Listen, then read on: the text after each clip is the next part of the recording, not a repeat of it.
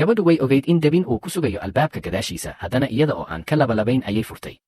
baaldi biyo baraf ah ayaa korka kaga soo dumay. isla markiiba way wada qoyantay, madax ilaa cago. dhammaantani waxay u dhacday hal sabab, iyadu waa aroosadda ninka ay gabadha khiyaanada badan saaxiibka la tahay. sidaas darteed gabadha dhagar qabta ahi waxay fasalka ku kicisay in la bartilmaameedsado. laakiin gabadhu haba yaraatee kama qaadan khiyaanadan mid culus.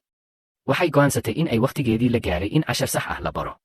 si tartiib ah ayay gacanta u taagtay, waxayna iska bixisay maaskaradii. quruxdeeda yaabka leh ayaa fasalka qarxisay. qof walba wuu istaagay, indhuhuna way wada furnaadeen. gabadhu hoos ayay u eegtaa, iyadoo u muuqata mid jilicsan oo naxariis mudan. waxay si cad u sheegtay in aysan wax niyad ah u hayn burburinta xiriirkooda.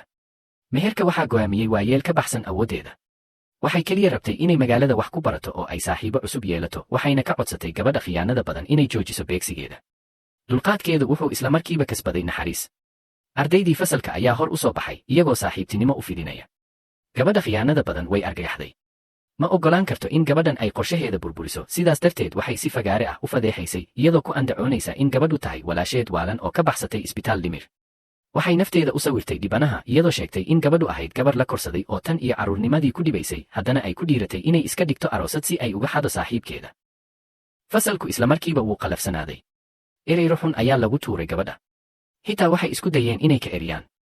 gabadhu weli way deggan tahay, inkastoo ay dhaawacan tahay. waxay tidhi wax tartan ah uma hayso wiilka. haddaba maxaa loogu maleegayaa khiyaano sidan oo kale ah? waxay tilmaantay hal xaqiiqo oo fudud, isbitaallada dhimirka ma aha meel aad si xor ah u gasho ama uga baxdo. mantiqii wuu shaqeeyey. shaki ayaa ku faafay dadkii. waxay bilaabeen inay dhaleeceeyaan gabadha khiyaanada badan, iyagoo ku eedaynaya inay masayrkeeda ku shubatay qof aan waxba galabsan oo ay been xun abuurtay. ugu dambayn gabadha khiyaanada badan waxay bilowday inay isxakamayn weydo. gabadhu way sii riixday, iyadoo si deggan dabka u sii hurinaysa. waxay soo jeedisay in laga yaabo in gabadha khiyaanada badan ay kalsooni darro qabto oo ay ka baqayso inay u qalmin jacaylka wiilka. hadalkaas ayaa gebi ahaanba burburiyey wejigii ay iska dhigtay. gabadha khiyaanada badan waxay la qaraxday caro, way habaartay, waxayna u soo booday inay dhulka ku tuurto gabadha. laakiin gabadhu waxay aragtay qof maraya howlka. wiilkii ayaa soo socda. waxay si hoose wax ugu tiri gabadha khiyaanada badan, kadibna si ula kac ah ayay gadaal ugu dhacday, iyadoo si quman ugu dhacday gacmaha wiilka. indhaheedu isla markiiba way isbeddeleen, cabsi bay muujiyeen sida bakayle cad oo argagaxay. dareenka ilaalinta ee wiilka ayaa isla markiiba kacay. gabadha khiyaanada badan way istaagtay, mar kale ayay xakamayn weyday. waxay gacanta u taagtay inay garaacdo. gabadhu waxay ka dhuumatay wiilka gadaashiisa iyadoo cabsi muujinaysa. isagu wuxuu qabtay curcurka gabadha khiyaanada badan, isagoo joojinaya ka hor inta aysan arrintu sii xumaan. wuxuu dejiyey xaaladda isagoo si cad u doortay dhinac. gabadha khiyaanada badan isla markiiba way jilicday. markaas ardaydii fasalka ayaa hadlay.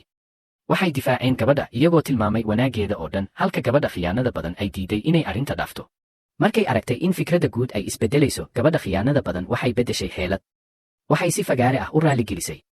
gabadhu si deeqsinimo leh ayay u cafisay. wiilkii wuxuu gabadha siiyey hadiyad yar oo salaam ah, kadibna wuxuu gabadha khiyaanada badan siiyey hadiyad qaali ah. gabadha khiyaanada badan way dhoola caddaysay, iyadoo ku jeesjeesaysa sida biinka timaha ee fudud uu u habboon yahay gabadha. gabadhu dood ma gelin. si deggan ayay hadiyadda u bixisay, iyadoo u dhiibtay saaxiibta ugu dhow ee gabadha khiyaanada badan, kuna tiri gabadha khiyaanada badan horay ayay u siisay hadiyado qaali ah, waxayna rajaynaysaa inaysan tan ka xumaan doonin. saaxiibtii way yaabtay. waxay qiratay inaysan weligeed hadiyad ka helin gabadha khiyaanada badan. iyadoo faraxsan ayay qabatay gacanta gabadha, waxayna ku dhawaaqday inay saaxiibteeda ugu fiican noqon doonto laga bilaabo maanta. fikraddii dadweynaha mar kale ayay isrogtay. qof walba wuxuu dalbaday in gabadha khiyaanada badan ay hadiyado bixiso. gabadhu waxay isku dayday inay xaaladda dejiso, balse taa beddelkeeda waxay la kulantay caro iyo qaylo. xitaa wiilkii wuu u adkaysan waayey. wuxuu gabadha siiyey kaar bangi, isagoo ku leh ha iibsato wax kasta oo ay rabto, sababtoo ah iyadu waxay mudan tahay kan ugu fiican. si sahlan oo xirfad leh, gabadhu waxay ku guulaysatay wareeggii koowaad si nadiif ah. la soco qaybta 3 haddii aad ka heshay filimka League Star mahadsanid.